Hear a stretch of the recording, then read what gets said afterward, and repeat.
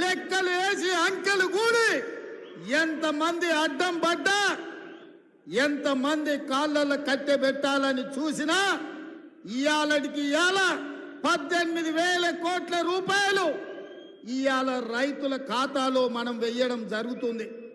మిత్రులారా, జూలై 18న మొదలు పెడితే ఇయాల 15 ఆగస్టు, సరిగ్గా 27 రోజుల్లో 18,000 కోట్ల రూపాయలు రైతుల ఖాతాలోకి బదిలీ చేసిన ప్రభుత్వం పార్టీ ఏదైనా ఉందంటే ఈ దేశంలో అది కాంగ్రెస్ పార్టీ, తెలంగాణ ప్రభుత్వం అని నేను చెప్పదలుచుకున్నా. నేను సూటిగా సవాలు విసురుతున్నా. తాటి చెట్టు లెక్క పెరిగితే సరిపోదు, దూలం లెక్క ఉన్నావు, దూడకున్న బుద్ధి కూడా లేదని ఆనాడు హరీష్ రావు సవాలు విసిరిండు. మీరు రైతు రుణమాఫీ చేయండి, నేను సిద్దిపేట ఎమ్మెల్యేకు రాజీనామా చేస్తా, మళ్ళా ఎన్నికల్లో పోటీ చెయ్యనని. ఇవాళ ఈ వైరాగడ్డ మీద నుంచి ఖమ్మం ప్రజల సమక్షంలో హరీష్ రావు, నీకు సీము నెత్తురుంటే, సిగ్గు లజ్జ ఉంటే రాజీనామా చెయ్యి. నువ్వు కూడా నీ మామలకనే సిగ్గు లేనోని అయితే ఏట్ల దుంకి సావు అని చెప్పి నేను ఈ సందర్భంగా చెప్పదలుచుకున్నా.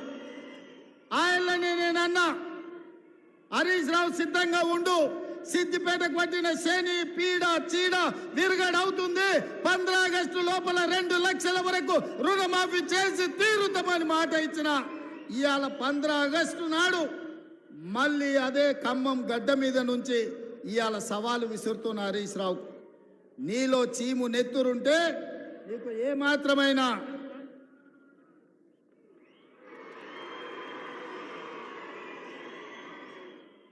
ఏమాత్రమైనా సిగ్గు శరం ఉంటే రాజీనామా చెయ్యి. నువ్వు ఎట్లాగూ రాజీనామా చెయ్యవు, నీది సిగ్గులేని జాతి. అందుకే ఇవాళ నువ్వు రాజీనామా చేయకపోతే అమరవీరుల స్తూపం దగ్గరకు వచ్చే ముక్కు నేలకు రాజు కాంగ్రెస్ పార్టీ మీద సవాలు విసిరినందుకు తెలంగాణ రైతాంగం క్షమించండి. మాట తప్పని పార్టీ కాంగ్రెస్ పార్టీ రుణమాఫీ చేసింది. నేను విసిరిన సవాళ్లు వెనక్కి తీసుకుంటున్నానని తెలంగాణ రైతాంగానికి క్షమాపణ చెప్పు. ఇవాళ నేను ఒక్క మాట అడగదలుచుకున్నా, నేను గుర్తు చేయదలుచుకున్న ఈ ఖమ్మం ప్రజలకు. ఆనాడు ఖమ్మం జిల్లా రైతాంగం, ఇంతకుముందే మా రామదాస్ గుర్తు చేసిండు, ఆనాడు ఖమ్మం జిల్లా రైతాంగం పండించిన మిర్చికి గిట్టుబాటు ధర అడిగితే గిట్టుబాటు ధర ఇవ్వకుండా దళారులు దోపిడీ చేస్తుంటే, దందాలు చేస్తుంటే ఆ ప్రజలకు కోపం వచ్చి చిర్రెత్తుకొచ్చి తిరుగుబాటు చేసింది. దళారులను శిక్షించి దళారులకు బేడీలేసి జైలుకు పంపించాల్సిన కేసీఆర్ ప్రభుత్వం ఆనాడు ఈ ఖమ్మం జిల్లా రైతాంగాన్ని అరెస్టు చేసి జైల్లో పెట్టి బేడీలేసి బజార్లు నడిపించింది. ఆయల్లా రైతాంగానికి అండగా నిలబడడానికి ఈ ఖమ్మం జిల్లాలో నేను పర్యటనకు వచ్చిన. ఆయల్లా మీకు అందరికి గుర్తుండాలి, సంటి బిడ్డను భార్య సంకలు ఎత్తుకొని బస్సులో బేడీలేసి తీసుకెళ్తున్న భర్తకు తన సంటి బిడ్డను చూపించడానికి పోతే కర్కశంగా పోలీసులు ఆడబిడ్డ మీద దాడి చేసిరు. ఆయల్లా ఆ కుటుంబాన్ని కూడా పరామర్శించడానికి నేను ఈ ఖమ్మం జిల్లాకు వచ్చిన. ఇదే కాదు, ఎన్నికల సందర్భంలో కూడా పాదయాత్ర చేస్తూ ఈ వైరాకు వచ్చిన. ఆనాడు మిమ్మల్ని అడిగిన, వైరాలో ఎమ్మెల్యేగా గెలిపించండి, తప్పకుండా రైతులకు 2 లక్షల రూపాయల రుణమాఫీ చేస్తామని చెప్పినాం. ఆర్టీసీలో ఆడబిడ్డలకు ఉచిత ప్రయాణం ఇస్తామని చెప్పినాం. అదే విధంగా ప్రతి పేదవాడి ఇంటిలో 200 యూనిట్లు ఉచిత కరెంటును అమలు చేస్తామని చెప్పినాం. రాజీవ్ ఆరోగ్యశ్రీ పథకాన్ని 10 లక్షలకు విస్తరిస్తామని చెప్పినాం. ఇదే కాదు, పేదవాడి ఆత్మ గౌరవమైన ఆనాడు డాక్టర్ వైఎస్ రాజశేఖర రెడ్డి గారు ఉన్నప్పుడు ప్రతి పేదవాడికి ఇందిరమ్మ ఇల్లు ఇచ్చి గ్రామాలలో, గూడాలలో, తండల్లో ప్రతి దళితుడు, గిరిజనుడు ఆత్మ గౌరవంతో బ్రతికే విధంగా ఆనాడు ఇందిరమ్మ ఇల్లు ఇస్తే డబుల్ బెడ్రూమ్ ఇల్లు ఇస్తా అని తెలంగాణ సమాజాన్ని ముఖ్యంగా దళితులను గిరిజనులను కేసీఆర్ మోసం చేసిండు. అందుకే పొంగులేటి శ్రీనివాసరెడ్డి గారి శాఖ గృహ నిర్మాణ శాఖ నుంచి ప్రతి పేదవాడికి ఇల్లు ఇవ్వాలన్న లక్ష్యంతో ఈ సంవత్సరం ప్రతి నియోజకవర్గంలో 3,500 ఇందిరమ్మ ఇండ్లు రాష్ట్రం మొత్తం 4,50,000 ఇండ్లను ఇవాళ పేదలకు మంజూరు చేసి ఇవాళ పేదలను ఆత్మగౌరవంతో బ్రతికించే విధంగా కార్యక్రమాలు తీసుకున్నాం. ఇన్ని కార్యక్రమాలు సెప్టెంబర్ 17, 2023 నాడు రాజీవ్ గాంధీ ప్రాంగణం తుక్కుగూడలో సోనియా గాంధీ గారు 6 గ్యారెంటీలను తెలంగాణకు ఇస్తే ఆ గ్యారెంటీలను అమలు చేసే ప్రయత్నం నిరంతరం నా మంత్రివర్గ సహచరులతోని మేము కష్టపడుతున్నాం. అందుకే మిత్రులారా, ఇవాళ మేము చేస్తున్న సంక్షేమం, మేము ప్రయత్నం చేస్తున్న అభివృద్ధిని చూసి ఓర్వలేక ఇవాళ టీఆర్ఎస్ నాయకులు ఉన్నవి లేనివి మాట్లాడుతున్నారు. నేను అడుగుతున్న కేటీఆర్ను, ఇవాళ ఆయన మాట్లాడుతుండు కాంగ్రెస్ పార్టీ మోసం చేసిందని. ఓరి సన్నాసి, అసెంబ్లీ ఎన్నికల్లో 39 సీట్లు ఇస్తే పార్లమెంటుకు వచ్చే వరకల్లా గుండు 0 ఇచ్చిండ్రు. 7 ఇట్లలో డిపాజిట్ పోయింది, 17 ఇట్లలో ఓడిపోయిండ్రు. ఇంకా మీ బుద్ధి మారలేదా? ఇంకా ఈ అబద్ధాలు మానరా? తండ్రి కొడుకులు బావ బామ్మార్దులని నేను అడగదలుచుకున్నా.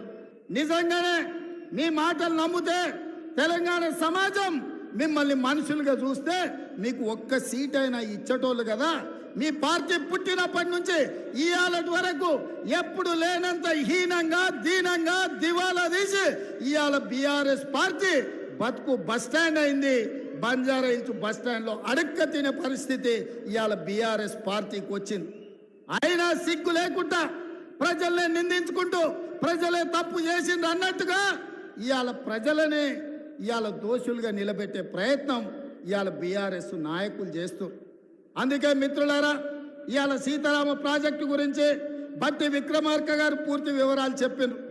పోయినసారి ఇదే జిల్లాకు మనం పర్యటనకు వచ్చినప్పుడు సాగునీటి ప్రాజెక్టుల మీద సమీక్ష చేసి సాగునీటి ప్రాజెక్టుల నిర్మాణంలో అలసత్వాన్ని ప్రశ్నించి ఆనాడు విక్రమార్క గారు, తుమ్మల నాగేశ్వరరావు గారు, పొంగులేటి శ్రీనివాసరెడ్డి గారు ఇచ్చిన ప్రతిపాదన ఇవాళ 3 పంపులు శ్రీరామసాగర్ పొంగింది.